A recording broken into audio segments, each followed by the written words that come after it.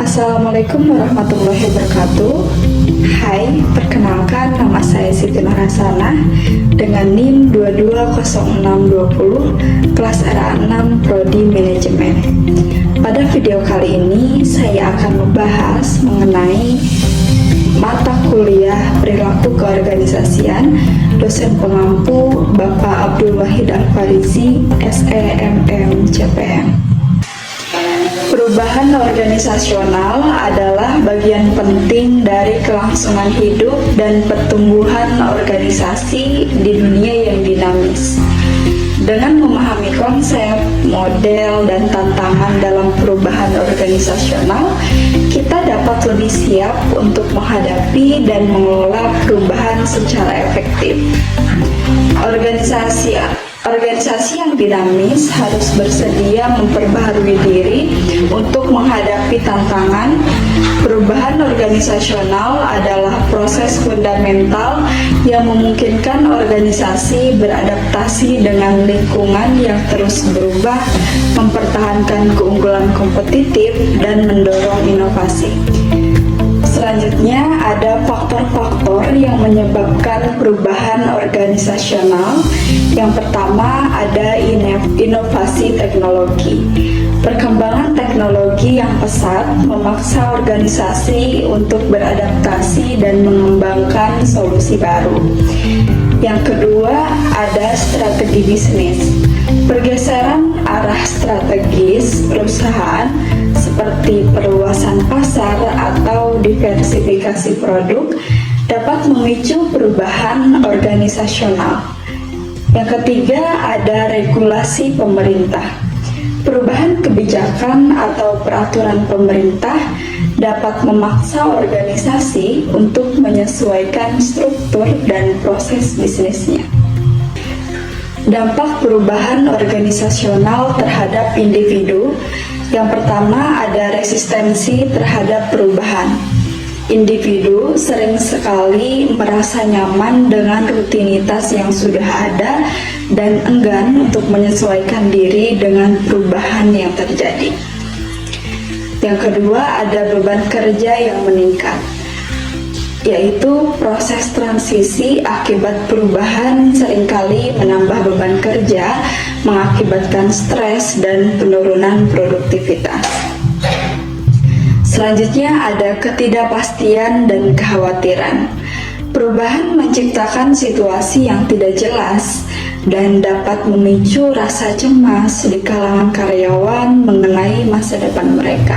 Pembahasan selanjutnya yaitu mengenai manajemen stres. Ada beberapa kategori stres. Yang pertama ada stres positif, di mana stres positif ini mendorong kinerja dan motivasi. Yang kedua ada stres negatif.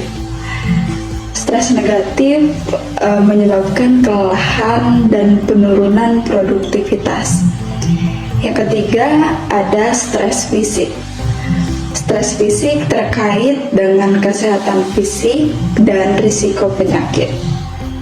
Dan selanjutnya ada stres psikologis, yaitu mempengaruhi kesejahteraan mental dan emosional. Stres dapat bersifat positif maupun negatif, bergantung pada cara individu menyikapinya.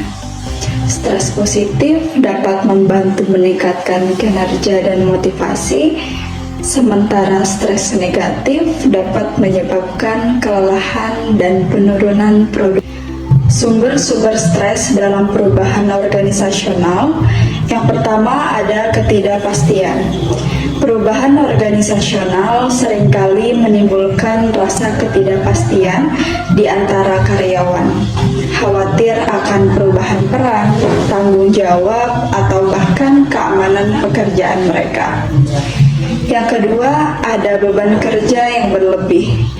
Proses transisi dan implementasi perubahan dapat menambah beban kerja karyawan, memicu tingkat stres yang tinggi, serta menurunkan produktivitas.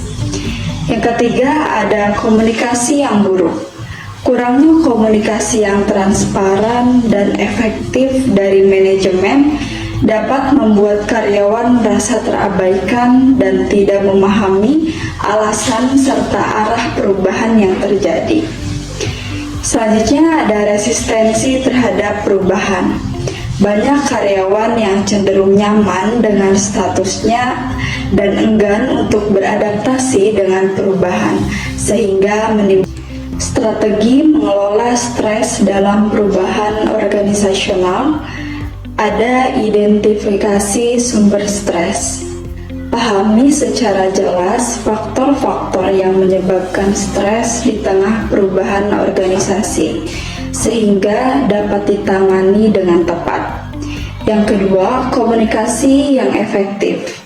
Tingkatkan komunikasi terbuka dan transparan dengan karyawan agar mereka memahami perubahan dan dapat bersiap secara mental. Ketiga, pelatihan dan pengembangan. Sediakan pelatihan yang membantu karyawan mengembangkan keterampilan dan kemampuan beradaptasi terhadap perubahan. Yang keempat, dukungan manajemen. Pimpinan harus memberikan dukungan emosional dan praktis kepada karyawan untuk mengelola stres selama transisi. Pembahasan selanjutnya yaitu peran pemimpin dalam mengelola stres. Yang pertama, karena pimpinan itu sebagai teladan yang positif, maka harus memberikan contoh yang positif pula dalam menghadapi perubahan dengan sikap tenang dan bijaksana yang menginspirasi timnya. Yang kedua, komunikasi yang efektif. Pimpinan yang baik memfasilitasi komunikasi terbuka, mendengarkan keluhan dan pengembangan. Sediakan pelatihan yang membantu karyawan mengembangkan keterampilan dan kemampuan beradaptasi terhadap perubahan. Yang keempat, dukungan manajemen. Pimpinan harus memberikan dukungan emosional dan praktis kepada karyawan untuk mengelola stres selama transisi. Pembahasan selanjutnya yaitu peran pemimpin dalam mengelola stres. Yang pertama, karena pimpinan itu sebagai teladan yang positif, maka harus memberikan contoh yang positif pula dalam menghadapi perubahan dengan sikap tenang dan bijaksana yang menginspirasi timnya. Yang kedua, komunikasi yang efektif. Pimpinan yang baik memfasilitasi komunikasi terbuka, mendengarkan keluhan staf, dan memberikan dukungan emosional yang dibutuhkan. Yang ketiga, ada pembinaan dan dukungan. Pemimpin yang peduli akan menyediakan bimbingan, pelatihan, dan sumber daya yang diperlukan untuk membantu staf menghadapi perubahan. Teknik manajemen stres yang efektif. Yang pertama, meditasi dan relaksasi. Praktik meditasi dan teknik relaksasi seperti pernapasan dalam dapat membantu mengurangi stres dan meningkatkan kesehatan mental, memungkinkan individu untuk lebih tenang dan fokus. Yang kedua, aktivitas fisik. Olahraga dan aktivitas fisik dapat menjadi strategi efektif untuk mengelola stres, membantu menyalurkan energi berlebih, meningkatkan mood, dan memperkuat kesehatan fisik. Selanjutnya, praktik menulis. Menulis jurnal atau surat pribadi dapat menjadi terapi yang membantu mengekspresikan emosi dan pikiran serta memproses pengalaman yang menimbulkan stres.